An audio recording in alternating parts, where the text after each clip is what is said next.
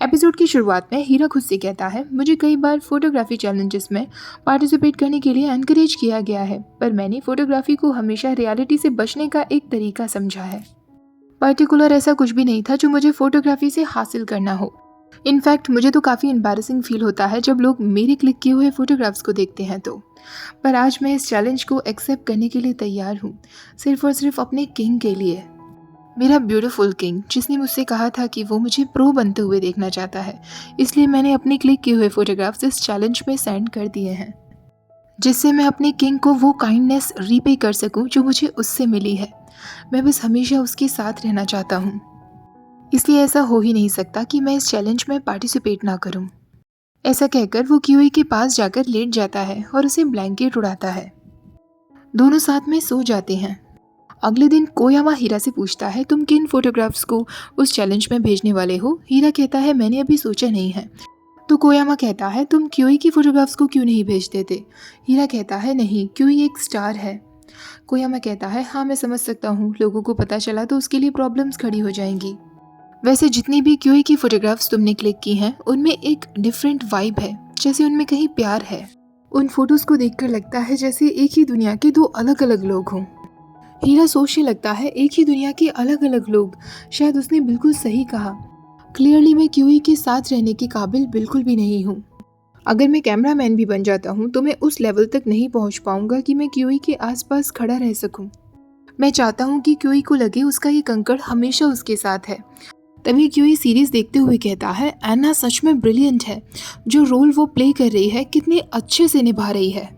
जो रोल उसे मिला है वो काफ़ी खतरनाक है, पर फिर भी वो कितनी इनोसेंट दिख रही है। उसकी एक्टिंग सच में कितनी अमेजिंग है। हीरा तभी अपना कैमरा उठाता है और क्यूई की फोटोग्राफ्स क्लिक करना शुरू कर देता है। क्यूई उससे कहता है कि तुम क्या कर रहे हो? हीरा उससे कहता है, आई एम सॉरी, पर तुम बहुत ब्यूटीफुल दिख रहे थे। तुम हमेशा ही इतने गॉर्जियस दिखते हो, चाहे तुम कोई भी एक्सप्रेशन क्यों ना बनाओ। मैं अपनी आंखें तुमसे कभी नहीं हटा पाता हूँ। ऐसा कहकर हीरा उसकी काफ़ी सारी फोटोग्राफ्स क्लिक करता है।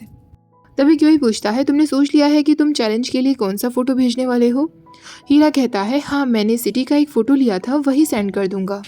क्यूई कहता है, तुम्हें फरवरी तक रिजल्ट्स मिल जाएंगे ना? हीरा कहता है, हाँ।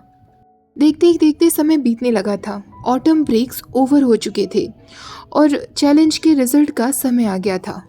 उस दिन हीरा काफ़ी लेट उठा था। वो क्यूई को उठाते हुए कहता है, तुम्हारा शूट है ना, तुम जल्दी उठो। सॉरी, मैं अलार्म बंद करके सो गया था।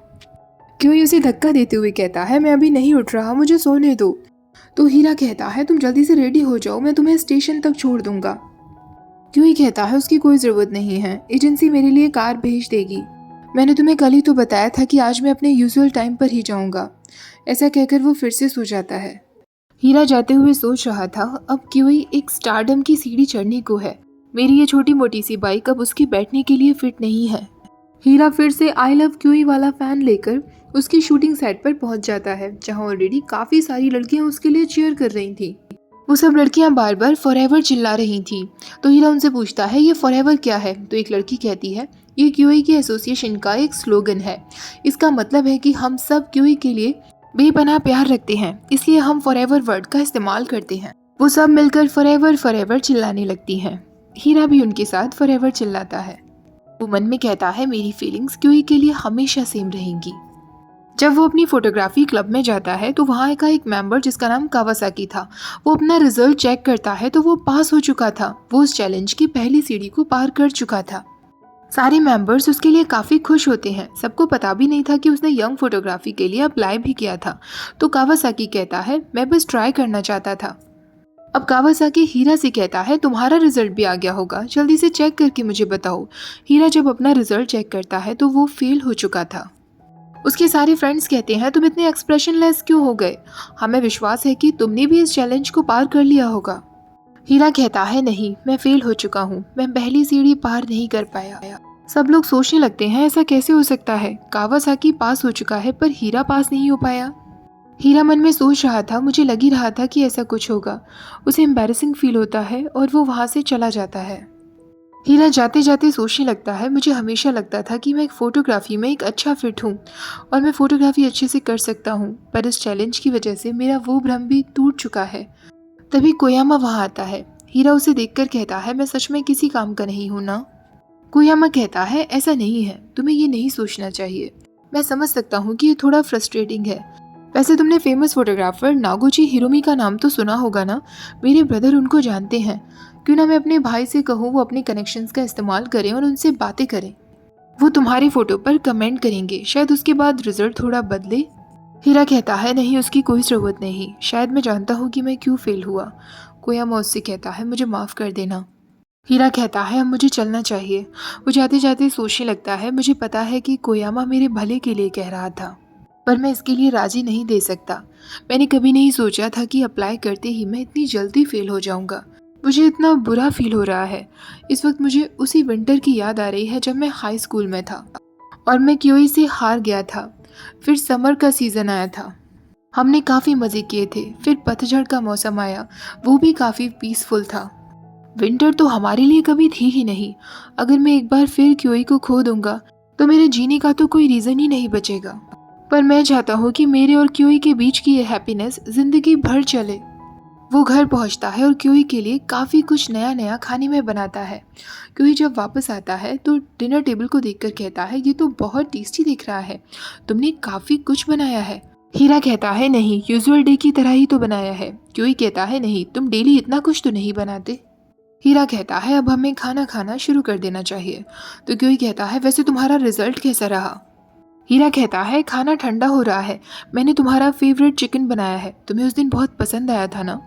हीरा टॉपिक को अवॉइड करने की कोशिश करता है।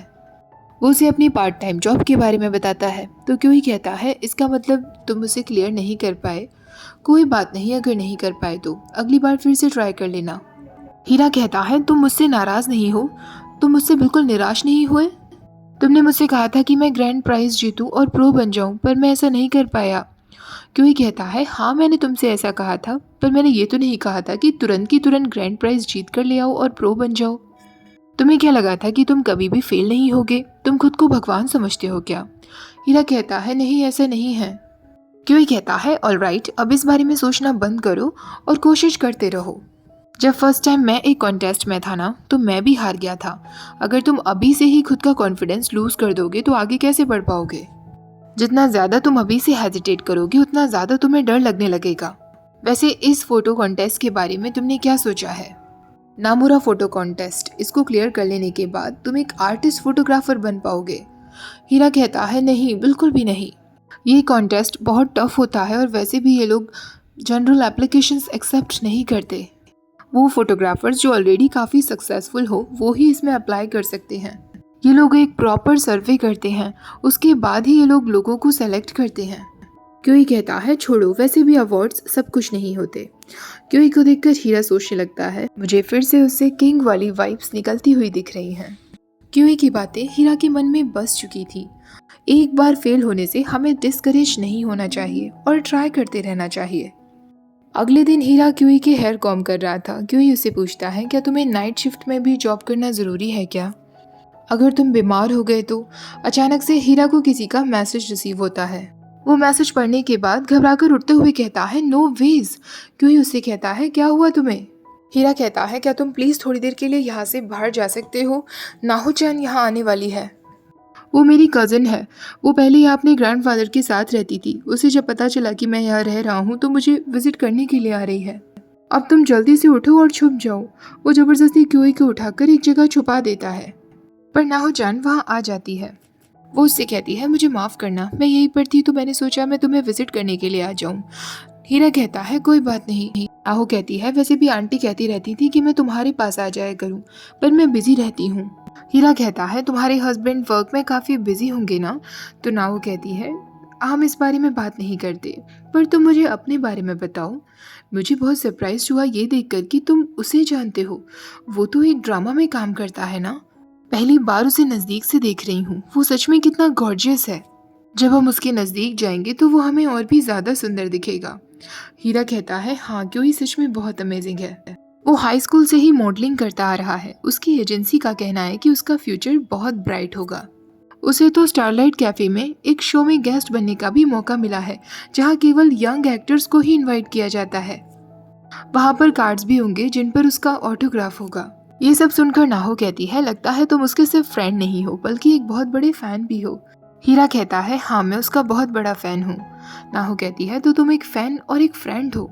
हीरा को ये कहने में थोड़ा बुरा तो लगता है पर वो कह देता है हाँ हम दोनों सिर्फ फ्रेंड्स हैं। क्योंकि उन दोनों की तरफ ही देख रहा था तभी नाहु का बेटा उसकी तरफ कुछ फेंकता है और उससे पूछता है क्या तुम हीरा के फ्रेंड हो, पर क्योंकि उसे कोई जवाब नहीं दे पाता।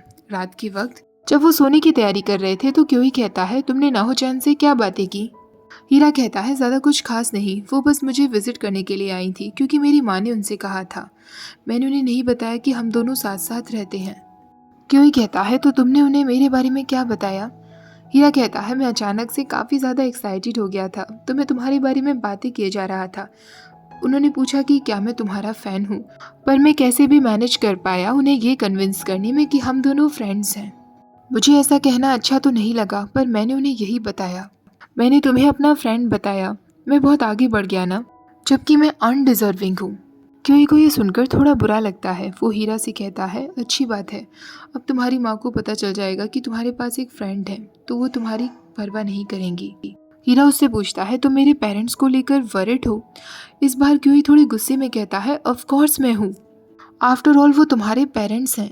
तो हीरा कहता है पर मेरे पेरेंट्स और तुम्हारा कुछ लेना देना नहीं है।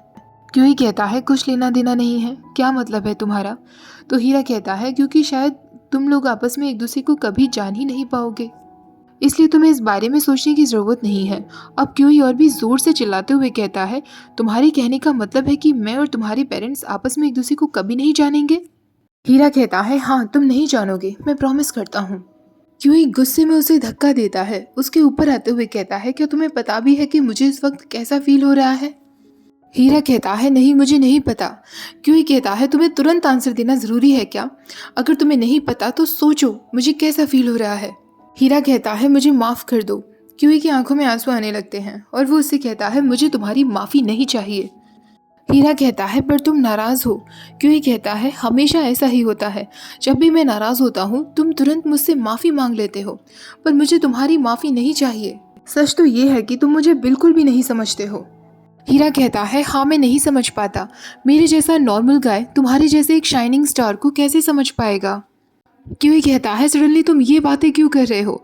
हीरा कहता है क्योंकि तुम्हारा और मेरा रास्ता कभी आपस में क्रॉस नहीं हो सकता, हम दोनों सेम ऑर्बिट में नहीं हैं और ना ही सेम डायमेंशंस में हैं। अगर मैं एक चमकते सितारे को समझने की कोशिश करूँगा तो उसे खींचते हुए मेरे लेवल तक आना होगा, जो मैं नहीं चाहता। तो मैं कहना चाहता हूँ कि मेरा तुम्हें ना समझना ही बेहतर है। अब क्योंकि और भी ज़्यादा रोने लगता है। हीरा को भी उसे रोते हुए देखकर बुरा लग रहा था। क्योंकि कहता है इसका मतलब तुम इस रिश्ते को आगे बढ़ाने के बारे में नहीं सोच रहे हो। वो उसे धक्का देते हुए वहाँ से जाने लगता है। हीरा उसका हाथ पकड़ता है और उससे कहता है प्लीज़ ऐसे मत जाओ। क्योंकि कहता है तुमने मुझे क्यों रोका, तुम इस प्यार को कोई नाम नहीं देना चाहते ना, मुझे माफ़ कर दो कि मैं तुम्हें पसंद करता हूँ। ऐसा कहकर वो वहाँ से चला जाता है। हीरा बस वहीं खड़ा देखता रह जाता है। क्योंकि जाकर सोचता है आखिरकार वो चाहता क्या है। हीरा क्योंकि की फ़ोटोग्राफ देखकर रो रहा था और सोच रहा था हम दोनों एक दूसरे को कभी नहीं समझ पाएंगे। अगर हम रास्ते को एक साथ क्रॉस करने की कोशिश करेंगे तो हम फिर से अलग हो जाएंगे और बार बार यही चलता रहेगा। क्योंकि ने आज पहली बार मुझे बताया कि वो कैसा फील करता है, पर अब भी मैं कुछ नहीं समझ पा रहा हूँ। मैं क्या करूँ, मैं कुछ नहीं जानता, इसलिए मुझे अपनी मिस्टेक भी रियलाइज़ नहीं हो रही है। गॉड प्लीज़ आप मुझे जान से मार दीजिए। यहाँ पर यह एपिसोड ख़त्म हो जाता है। नेक्स्ट एपिसोड भी रिलीज़ होते ही मैं शेयर करूँगी। वीडियो अच्छी लगी हो तो प्लीज़ वीडियो को लाइक शेयर, चैनल को सब्सक्राइब करना मत भूलना। Thank you for watching, bye bye.